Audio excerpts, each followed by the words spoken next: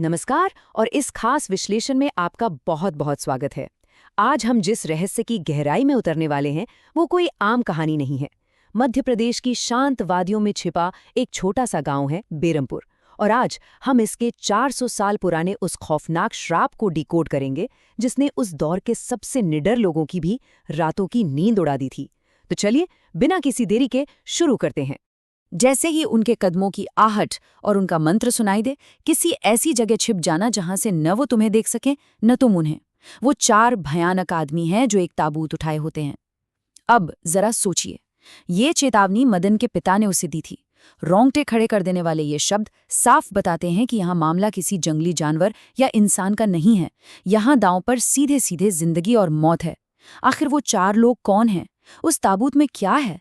यही तो वो राज है जिसे आज हम खोलने वाले हैं। कहानी को समझने के लिए हमें वक्त में थोड़ा पीछे जाना होगा, और थोड़ा नहीं, पूरे 400 साल पीछे। ये कहानी 3 अलग-अलग समय में सफर करती है।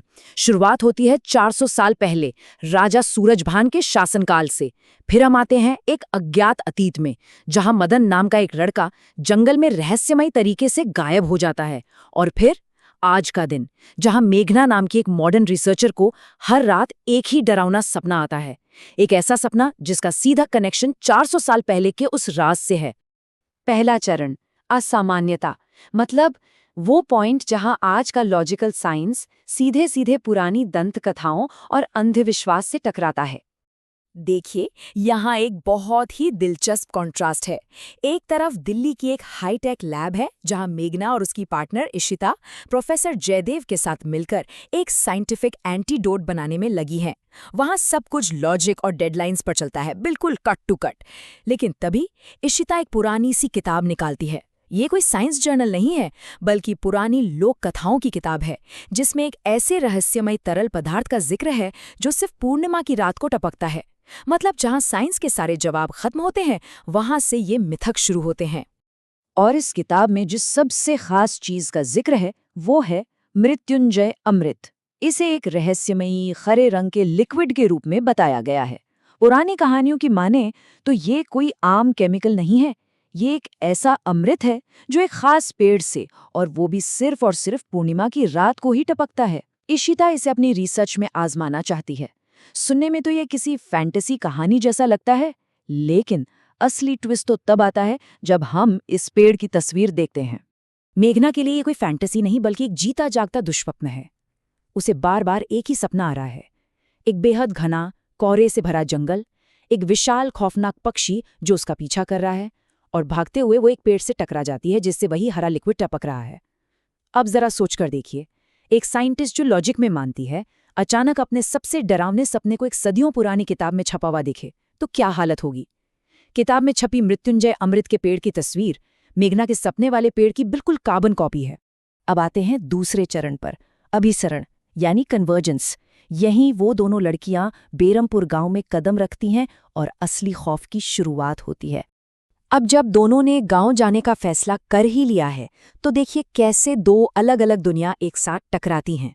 जैसे ही मेघना और इशिता गांव पहुंचती हैं, अचानक एक भयंकर आंधी आ जाती है। शहर की इन लड़कियों को लगता है कि अरे, ये तो बस मौसम खराब हो गया है या प्रदूषण है। वो गांव वालों से बोलती हैं कि वो सिर्फ एक रिसर्च के लिए आई हैं। लेकिन गांव वालों का नजरिया एकदम अलग है। इस अचानक छाए अंधेरे ने उनके अंदर खौफ भर दिया है। उन्हें पता है कि ये कोई आम मौसम का बदलना नहीं है, बल्कि उस 400 साल पुराने श्राप के वापस लौटने का इशारा है।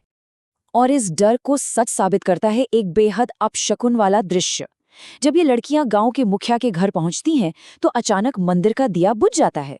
सिर्फ वही नहीं, ठीक उसी वक्त गांव के मुख्य मंदिर में पूजा कर रहे पुजारी के सामने भी दिया रहस्यमयी तरीके से बुझ जाता है। हम सभी जानते हैं कि आध्यात्मिक रूप से दिए का बुझना कितना बड़ा अपशकुन माना जाता है। ये साफ इशारा है कि गांव से ईश्वरीय सुरक्षा का वो कवच अब टूट चुका है और कुछ बहुत ही भयानक गांव में दाखिल हो चुका है। अब आते हैं इस पूरी पहेली की सबसे जरूरी हिस्से पर, नंबर 400। लड़कियों को पता चलता है कि गांव में राजा सूरजभान का एक महल है जो पूरे 400 साल पुराना है।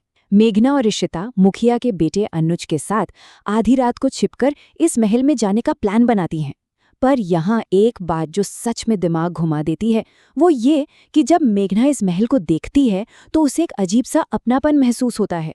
उसे लगता है कि उसने इस जगह को पहले भी देखा है। एक मॉडर्न शहर की लड़की का 400 साल पुराने खंडर से आखिर क्या नाता हो सकता है। और यहाँ से कहानी अपने तीसरे और सबसे खौफनाक चरण में प्रवेश करती है, जागरण। वो डर जो सदियों से इस गांव की मिट्टी में दबा था अब पूरी तरह से जाग चुका है। निशिर-मोलो की कथा।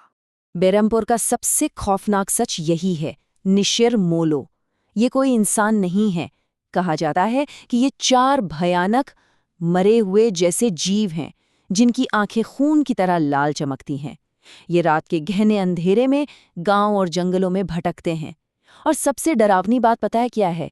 ये अपने कंधों पर एक रहस्यमयी ताबूत उठाए रखते हैं और चलते हुए एक बहुत ही खौफनाक मंत्र बुदबुदाते रहते हैं। गांव वालों के लिए ये कोई दादी नानी की कहानी नहीं है। ये एक ऐसा खौफ है जिसके डर से शाम ढलते ही गांव के दरवाजे बंद हो जाते हैं। अगर गलती से भी किसी का सामना निशिर-मोलो से हो जाए तो जिंदा बचने के कुछ बहुत ही कड़े नियम हैं। पहला, जैसे ही उनके भारी कदमों की आहट और बम बम बश का मंत्र सुनाई दे, एकदम चौकन्ने हो जाएं। दूसरा, बिना एक पल गवाएं किसी ऐसी जगह छिप जाएं जहां से वो आपको न देख सकें। और तीसरा, जो सबसे जरूरी है, चाहे जो हो जाए, डर के मारे या उत्सुकतावश उन्हें या उनके ताबूत को मुड़कर देखने की भूल कभी मत करना। और अगर आप सोच रहे हैं कि नियम तोड़ने पर क्या होता है, तो याद है शुरुआत में हमने मदन का जिक्र किया था। मदन ने छिपने की कोशिश तो की, लेकिन उसने वही गलती कर दी। उसने पलटकर निशिर-मोलो को देख लिया। अगली सुबह उसका शरीर जंगल में एक बरगद के पेड़ के पास मिला। उसके चेहरे पर एक ऐसा खौफ जम गया था मानो मरने से पहले उसने दुनिया की सबसे भयानक चीज देख ली हो। ये इस बात का सबूत है कि जो भी इस रहस्य को देखने की जुर्रत करता है वो जिंदा लौटकर नहीं आता। अब कहानी के इस चरम बिंदु को देखिए। ठीक आधी रात का वक्त है और एक ही पल में 3 अलग-अलग जगहों पर क्या घट रहा है। राजमहल के अंदर मेघना, इशिता और अनुज घूम रहे हैं कि तभी अचानक एक भारी दरवाजा अपने आप खुल जाता है। उधर गांव में मुखिया और पुजारी निशिर-मोलो का वो खौफनाक मंत्र सुनकर दहशत में उठ बैठते हैं। उन्हें पता चल गया है कि श्राप लौट आया है। और तीसरी तरफ जंगल की सीमा पर संपत और कप्तान नाम के 2 लोगों का आमना सामना सीधे उन 4 लाल आंखों वाले निशिर-मोलो और उनके ताबूत से हो जाता है। सब कुछ मानो एक ही पॉइंट पर आकर टकरा रहा है। और इन तीनों जगहों को सिर्फ एक ही चीज जोड़ रही है, हवा में गूंजती वो खौफनाक आवाज, बम बम बश, बम बम बश। ये महज एक मंत्र नहीं है, ये मौत की आहट है। एक ऐसी आवाज जो महल के सन्नाटे को चीर रही है, गांव वालों की सांसें अटका रही है और जंगल में खड़े उन 2 लोगों को अपनी मौत का साफ फरमान सुना रही है। और फिर आता है क्लाइमैक्स, जहां टेंशन अपने चरम पर है। एकदम से पूरे इलाके में एक भयंकर तूफान आ जाता है। राजमहल के उस सालों से बंद दरवाजे के पीछे से कोई अनजान खौफनाक इकाई बाहर निकलती है, जिसे देखकर मेघना और उसके दोस्त सुन्न रह जाते हैं। ठीक उसी समय जंगल में निशिर-मोलो संपत और कप्ता के सामने आकर रुक जाते हैं। हवा का शोर थमता है और धीरे धीरे चरमराते हुए वो ताबूत खुल जाता है। और उसके खुलते ही एक ऐसी चीख गूंजती है जो खून जमा दे। और उस भयानक चीख के साथ ही कई सवाल खड़े हो जाते हैं। आखिर उस ताबूत के अंदर था क्या? वो चीख किसकी थी?